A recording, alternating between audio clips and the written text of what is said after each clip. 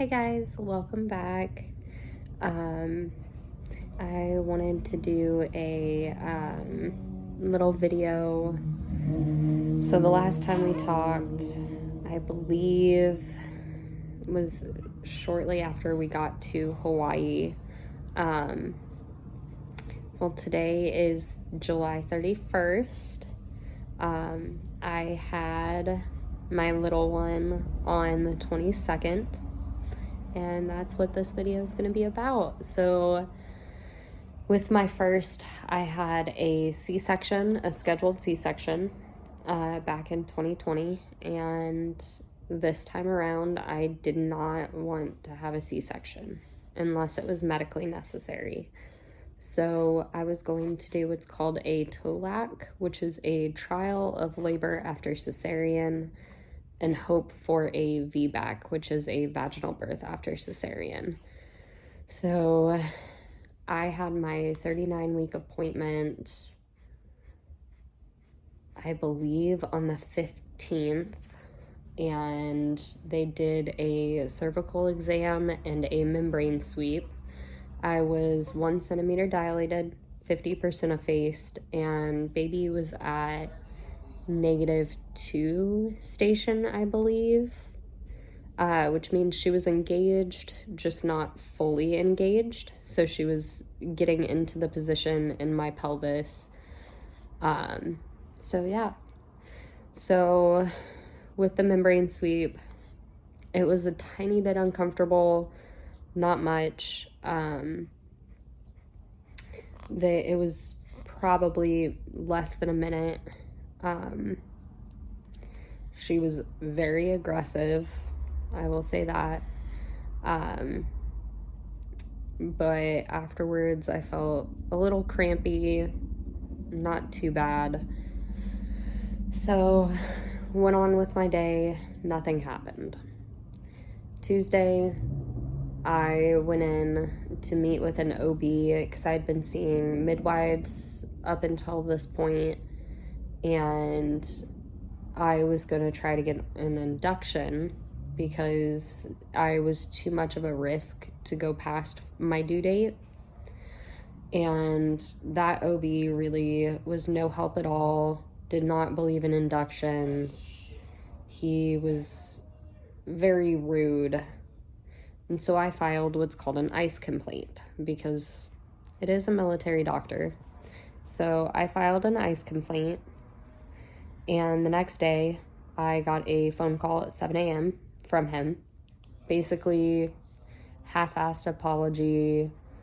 You know, I didn't mean to make you uncomfortable. And then said he didn't put me down for the induction list, that it was somebody else, but it said it in his notes that it was him. And that induction was scheduled for the 29th. Well, he moved it to my due date, and all was good. I was going to go in at 5:30 in the morning on my due date, which was July 22nd. Sorry, my nose itches. And we were going to get an induction started. So fast forward a couple of days. It is now Saturday night. My husband is, of course, military, and his unit wanted to do a little celebratory lunch and movie because they went 6 weeks without an accident on a weekend, with like nothing bad happening, no one getting arrested, things like that.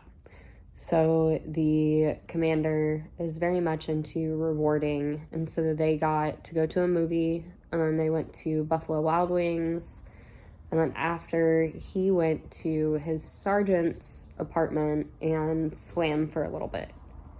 Well, at around 8 p.m. that night, I started getting stronger contractions than I had been having, because I'd been having consistent contractions since July 3rd.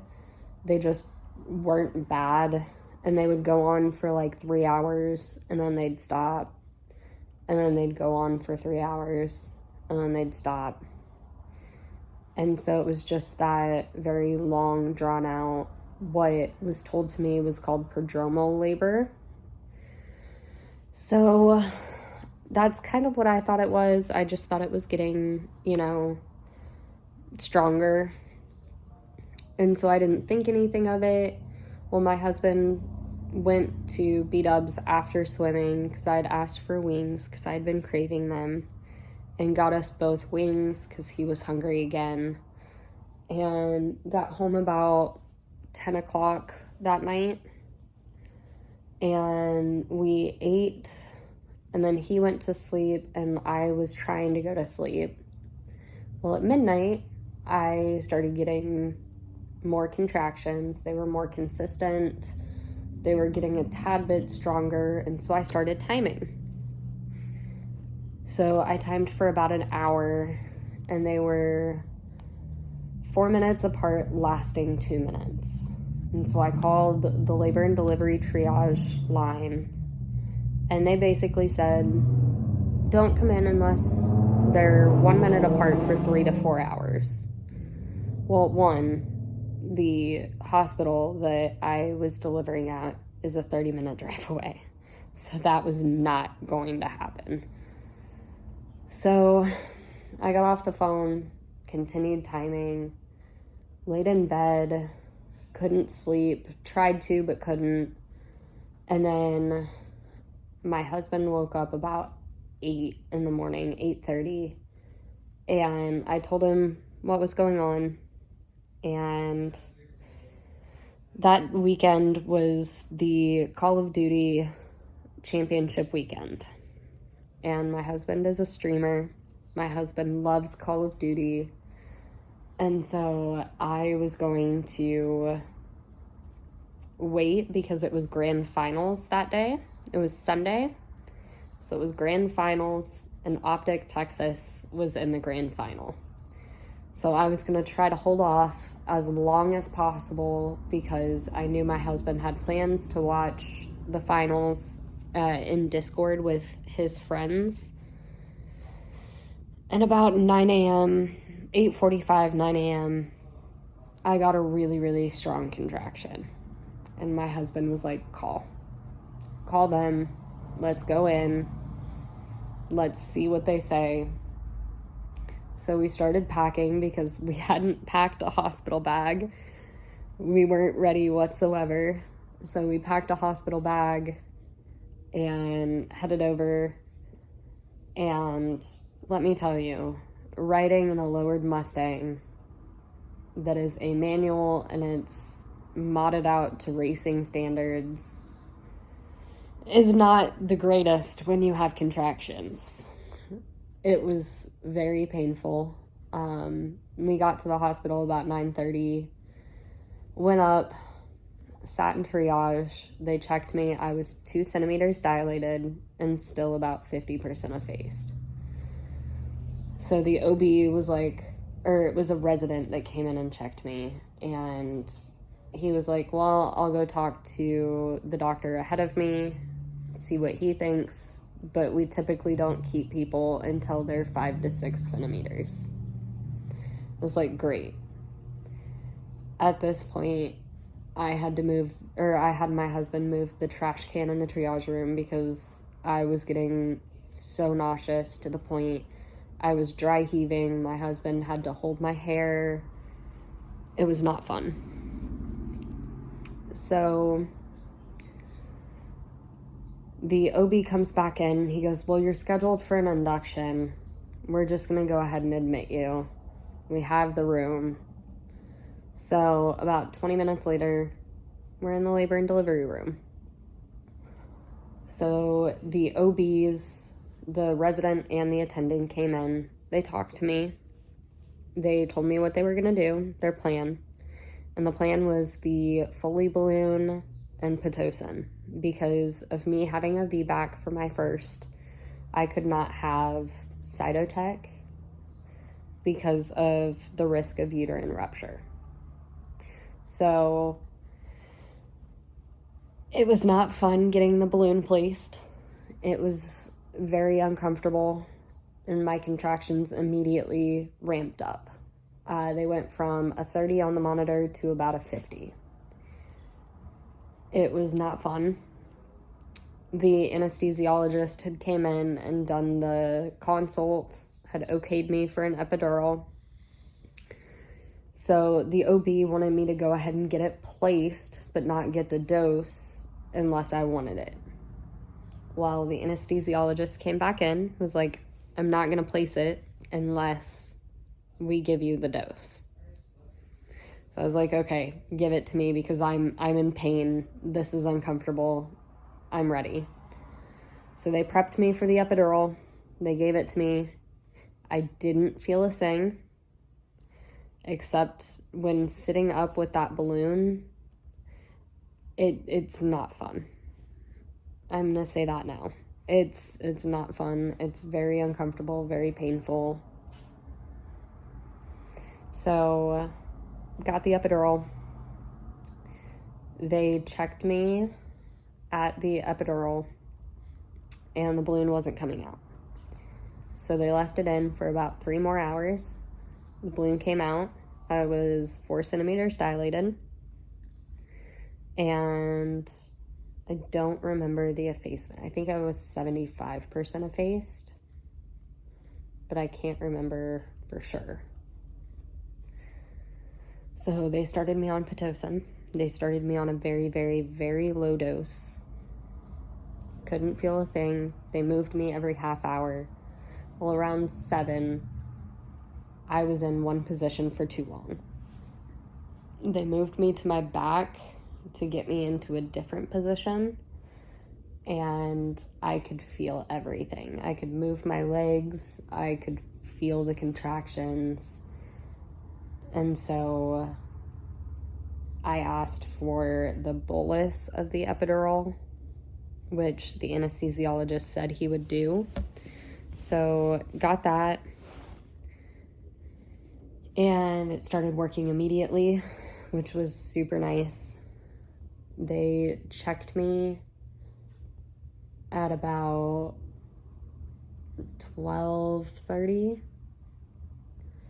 and I was 7 centimeters, 100% effaced. So they broke my water. And then at 3:50 they came in. I was fully dilated. And they said, we're going to sit you up. We're going to do some practice pushes. So I woke my husband up because we were both sleeping. And they sat me up. And the OB comes back and goes, I see a head. And I was like, oh, okay, this just went 0 to 100 real quick. So didn't get to do practice pushes. I pushed, I believe, for less than 10 minutes. She was out.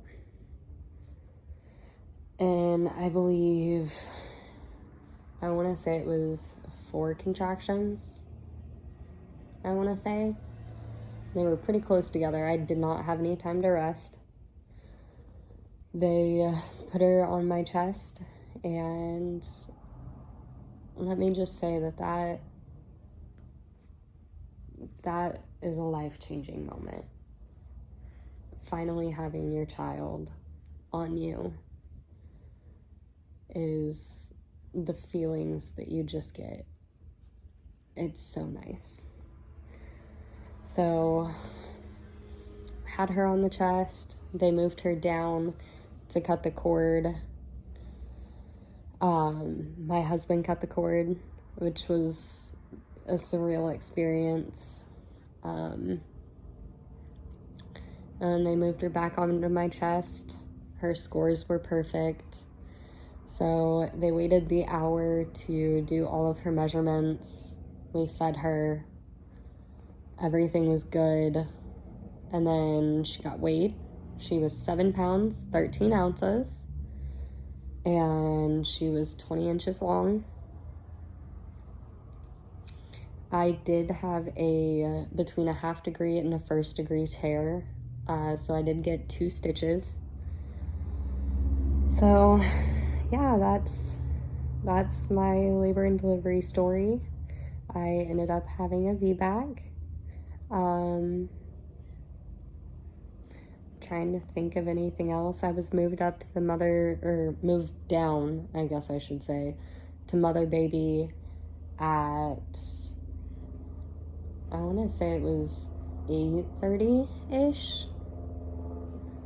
And we were there from 8:30 Monday morning until like 12:30 Tuesday afternoon.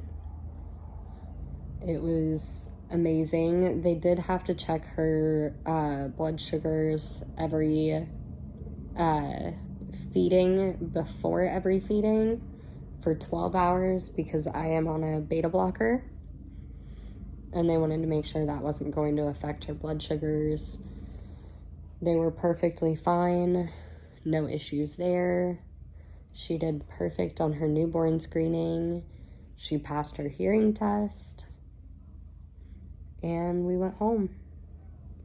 So we have a little 1-week-old. She's absolutely adorable. She's such a sweet and easy baby. So yeah, I might take a little bit of time away from the channel for a little bit, just so that I can relax with her and bond with her. But that was my story.